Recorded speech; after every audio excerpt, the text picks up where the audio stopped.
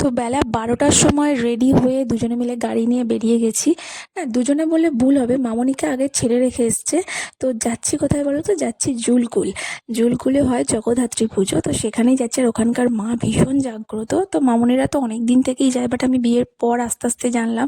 তো আমি বিয়ের পর থেকে প্রতি বছরই যাওয়ার চেষ্টা করি।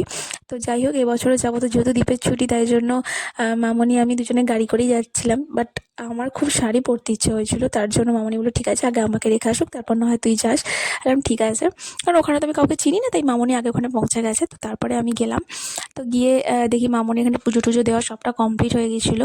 অঞ্জলিও দেওয়া কমপ্লিট, মামনি ওখানে অঞ্জলি দেয়, উপোস করে থাকে। তারপর এখানেই ভোগ খাওয়ানো হবে। তো যাই হোক, মায়ের ফটো তোলা ভিডিও তোলা সবটা বারণ ছিল, তাই আমি আর কিছু করিনি।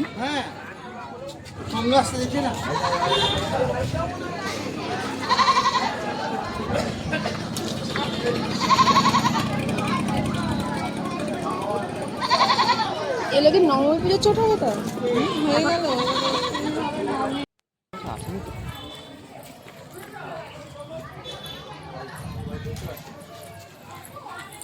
হ্যালো বলে ফোনটা কেটে দিল। তো দেখতে পেয়ে গেছে তো, কেটে দেবে এটা কেন? যেখানে ক্যামেরা অ্যালাউ নেই সেখানে কেন শুধু আমি ছবি তুলবো বলো জোর করে? তাই জন্য বাইরে থেকে তোমাদের মন্দিরটা দেখালাম। আর তারপরে প্রসাদ নিয়ে সোজা চলে গিয়েছিলাম এখানে খেতে, কারণ সবার খিদে লেগে গেছিলো। কারণ প্রথমেই বলেছি বেলা 12টায় বাড়ি থেকে বেরিয়েছি, তো এখন প্রায় 2-2:30 বেজে গেছে কম করে। তো তাই আমরা সবাই এখানে খেতে বসে গিয়েছি। আর এখানে আজকে লুচি প্রসাদ দেওয়া হয়, তো তোমরা দেখলেই বুঝতে পারবে। তো সব বাইকে খাওয়ানো হয় এখানে, জানো তো, যেখান থেকে যেই আসুক। এখন মঙ্গলবার অব্দি চলবে। জিজ্ঞেস করলাম, বললো বুধবার থেকে ডাইরেক্ট যাবে।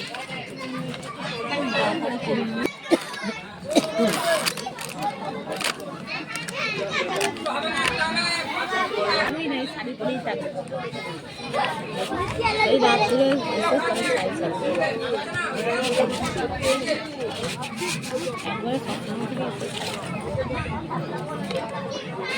ওটা শেষ করে দিবে না।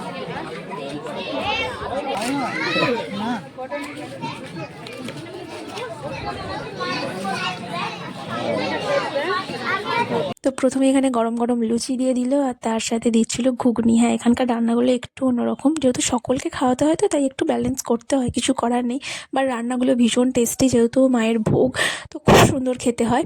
আর একদম ঘরোয়া রান্না হয়, জানো তো। তো যাই হোক গে, তো প্রথমে দিয়ে দিয়েছিল ঘুগনি, তারপরে কুমড়োর তরকারি, তার সাথে ফুলকপি আলুর তরকারি, তারপর চাটনি, পাঁপড়, রসগোল্লাও ছিল, আর মিহিদানাও ছিল, জানো তো। খুব ভালো খেতে। হ্যাঁ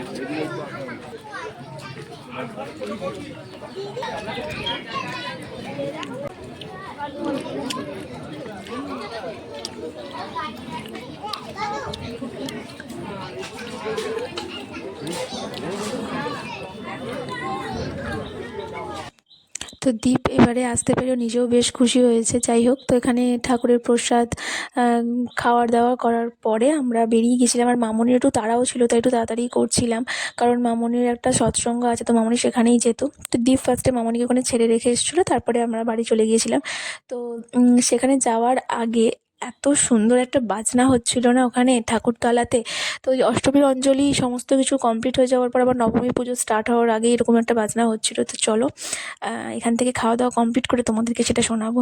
তো খাওয়া দাওয়া কমপ্লিট করে বেরিয়ে গেছি। তো এদিকে এই যে সাদা বড় বাড়িটা আছে না, এখানে হাত ধোয়ার সমস্ত ব্যবস্থা হয়েছে।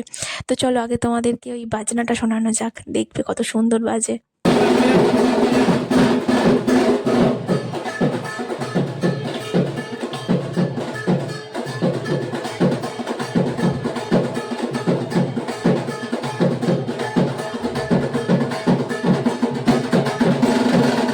তো দীপ তো সব কিছু ফেলে আগেই চলে গেল, যেমনটা বললাম ও বাজনা ভীষণ ভালোবাসে। হ্যাঁ, ওকে যে মামনিকে ছেড়ে আসতে হবে সেটাও একদম ভুলেই গেছে, ওখানে দাঁড়িয়ে দাঁড়িয়ে বাজনা শুনছে। তো যাই হোক, তারপর ওকে ডেকে নিয়ে এলাম যে চলো মামনিকে দিয়ে। হ্যাঁ হ্যাঁ হ্যাঁ।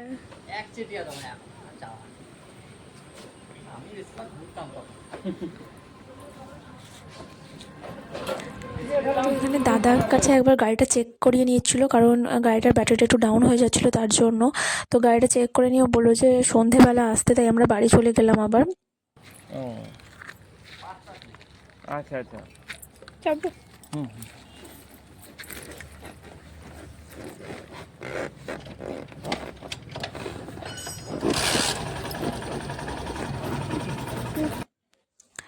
কারণ সন্ধেবেলা না এলে ব্যাটারিটা চেঞ্জ করতে অনেকক্ষণ সময় লেগে যাবে, আর এখন আমাদের হাতে অতটা টাইমও নেই, তার জন্য চলে গেলাম। তো আবার বাড়িতে গিয়ে একটু রেস্ট নিয়ে একটু ঘুমিয়ে টুমিয়ে নিয়ে সন্ধে নাগাদ আবার বেরিয়েছিলাম। আর দাদার কাছে আবার এসেছিলাম ব্যাটারিটা চেঞ্জ করতে, কারণ গাড়িটা নইলে মানে খুব রিস্কে চালানো হচ্ছিলো, তার জন্যই আর কি। তো যাই হোক, তো এসে আগে ব্যাটারির কাজটা কমপ্লিট করে নিলাম। তারপরে ঘোরাবে না অনেকগুলো জগদ্ধাত্রী ঠাকুর আসে, তো দীপ বললো যে চলো তোমাদেরকে দেখিয়ে আনবো। তার জন্যই আর কি গাড়ির ব্যাটারিটা ঠিক করে সোজা চলে গিয়েছিলাম সমস্ত ঠাকুরগুলো দেখতে। কারণ গুড়াপে অনেক ঠাকুর আসে, বাট আমার অত ঠাকুর দেখা হয়ও নি। এখানে ফার্স্টে এসেছিলাম নন্দদুলালের মন্দিরের ওখানে, বাট মায়ের মুখটা আমার আর দেখা হয়নি, এত লাইটিং আর এত ভিড় ছিল না। কারণ এদিকে হচ্ছিল তখন বাচ্চাদের একটা প্রোগ্রাম, তো ছোটো ছোটো বাচ্চারা নাচ গান এসব করছিল। তো যাই হোক, তো চলো তোমাকেও দেখাই, তোমাদের সকলকে দেখাই যে ছোটো ছোটো বাচ্চারা কীরকম নাচছিল।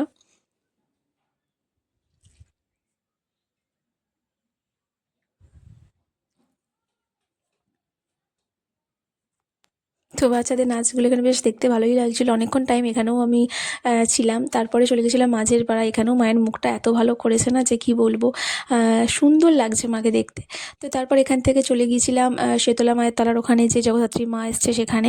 তো সেখানে শেতলা মাকে প্রণাম করে, জগদ্ধাত্রী মাকে প্রণাম করে সোজা চলে গেছিলাম বাড়ি, কারণ আর ভালো লাগছিল না, তার জন্যই আর কি।